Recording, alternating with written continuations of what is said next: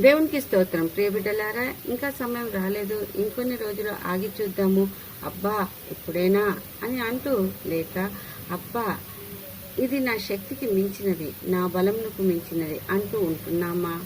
లేక నిరాశతో నిస్పృహతో జీవిస్తున్నామా?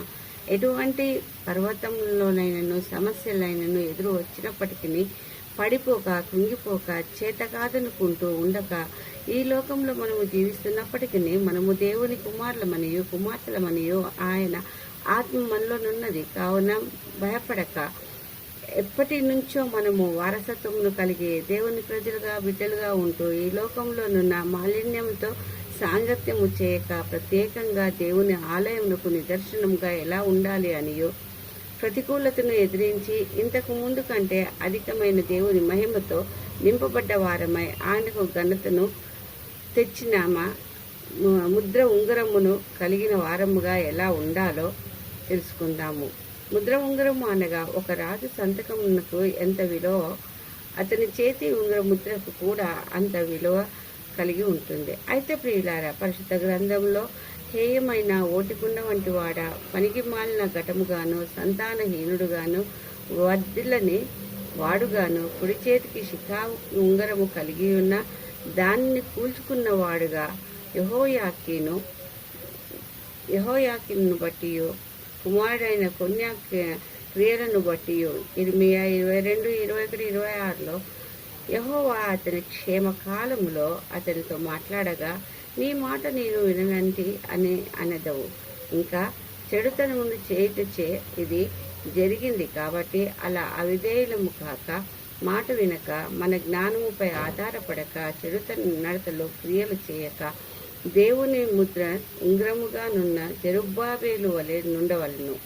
జెరుబ్బాబేలు అనగా బబులోనులో పుట్టిన వాడని అర్థము. ఇతను లోకంలోనున్నను దాంతో సాంగత్యము చేయక ప్రత్యేకంగా ఉన్నాడు. ఇతను షయల్తీయేలు కుమారుడు, యెహోయాకీను మనుమడు, రాజవంశమునకు చెందినవాడు అయినప్పటికీ రాజభోగములు అనుభవించకపోయినప్పటికీ దేవుని ముద్ర ఉంగరముగా నిలిచినాడు. బబులోను రాజైన నెబుకద్నెజరునకు కల్దీయులను యూదులను 70 సంవత్సరం చెరలోనికి తీసుకుని వెళ్ళినప్పుడు రాజుగానున్న యెహోయాకీను కూడా తీసుకుని పోటచే శిఖా ఉంగరమును పోగొట్టుకొని చెరలోనికి వెళ్ళాడు. ఆ విధముగా 70 సంవత్సరముల చెర తర్వాత దేవుడైన యెహోవా దావీదుకు ఇచ్చిన తన నిబంధనను జ్ఞాపకం చేసుకున్నాడు. ఏమని? దావీదు నిన్ను బట్టి నీ వంశమును మొత్తముగా నాశనము చేయక నీ వంశంలో నుండి ఒక దీపమును ఉంచుతానని. అవును ప్రియులారా, మనము ఆయన మాట వినకపోవటచే మనలను శిక్షించుటకు ముందు హెచ్చరికలు ప్రవక్తల ద్వారా పరిశుద్ధ గ్రంథము ద్వారా మాట్లాడుతాడు. వినకపోతే శత్రులకు అప్పగిస్తాడు. అంత మాత్రం మనల్ని మర్చినట్టు కాదు, కానీ దేవుడు చేయబోయే మేలుకై గాయములను చేసి మరలా మనల్ని సరిచేసి వాటిని మంచుతాడు. అదేవిధంగా దేవుడు దావీదుకు ఇచ్చిన నిబంధనను గుర్తు తెచ్చుకొని పారసీక దేశపు అన్యరాజైన కోరేషు మనసును ప్రేరేపించి తిరిగి యెరూషలేము దేవాలయంను కట్టుటకై ఆజ్ఞను ఇచ్చి 50,000 యూదులపై జెరుబ్బాబెలును అధికారిగా నియమించినప్పుడు ఇతడు యవనస్తుడు, దావీదు వంశస్థుడు, యూదుడు. ఇలా దేవుడు తాను చేసిన వాగ్దానమును మరొక దాన్ని నెరవేర్చుటకై మరియు అదే విధముగా తాను సృష్టించిన మనుషుల రక్షణార్థమై ఈ లోకంలోనికి యేసు ప్రభువు దావీదు వంశము నుండి రావటానికి తనకై ఉంచుకున్న వ్యక్తి ఈ జెరుబ్బాబెలు. ఇంకా బబులోను అనగా గందరగోళము అని అర్థము. ఇది విగ్రహారాధనలకు పుట్టినిల్లు, పాపంతో నిండి ఉన్నది. ఇలాంటి ప్రదేశంలో జన్మించినప్పటికీ దేవుని వాక్యమును ప్రవచనములను ఎరిగిన వాడై దేవుని ఇంటిని గూర్చిన ఆసక్తి కలిగి ఆలయము కట్టుటకై సమర్పించుకున్నాడు. 50,000 యూదులను తీసుకుని యెరూషలేముకు వచ్చినాడు. మొదటిగా ఏక మనస్కులై బలిపీఠమును కట్టి బలులను అర్పించాడు. ఆలయంను కట్టుచున్నామన్న సంగతి విని బెన్యామీనులకు యూదులకు విరోధులైన వారు వచ్చి సహకారములను అందిస్తామన్నను జెరుబ్బాబెలు ఒప్పుకోలేదు. అందుకనే వెనువెంటనే వ్యతిరేకతను చూపారు. ఇబ్బందిని కలిగించి హింసించారు, భంగపరిచారు. భంగపరచుటచే 16 సంవత్సరములు యూదులు వారి ఇండ్లు కట్టుకొని అక్కడనే నివసించారు. కానీ దేవుని కార్యమును చేయలేకపోయారు. అందుకు ప్రభువు ఇంకా సమయం రాలేదని అనుట మంచిదా?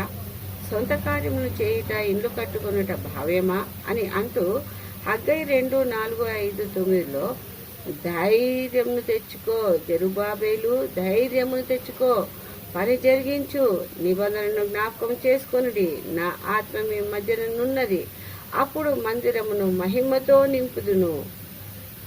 ఇది పూర్వపు దానిని పోలినది కాదు. ఎందుకనగా జకర్యా 4:6-7లో ఇది శక్తి చేత కాదు, బలము చేత కాదు, నా ఆత్మ వలనే ఇది సాధ్యము. కాబట్టి జెరుబ్బాబెలు, నీ ముందు ఎన్ని సమస్యలున్నను, పర్వతములున్నను, వాటినన్నిటిని తీసివేసి హగ్గయి 2:23లో చెప్పినట్టుగా నిన్ను నా ముద్ర ఉంగరముగా చేసేదను. అందుకై నేను నిన్ను ఏర్పరచుకుంటుని, మందిరమును మునుపటి కంటే ఎక్కువైన మహిమతో నింపుదును, మరియు సమాధానము అక్కడ నిల్చును అని దేవాలయమును పూర్తి చేయించాడు. ఘనత మహిమను పొందుకున్నాడు దేవుడు. అదే విధముగా సమయం ఇంకా రాలేదు అని అనుకోకుండా మనల్ని సృష్టించిన దేవుడు ఏ విధంగా ఈ లోకంలో జీవించి దేవాది దేవునికి ఘనతను మహిమను తేవాలనని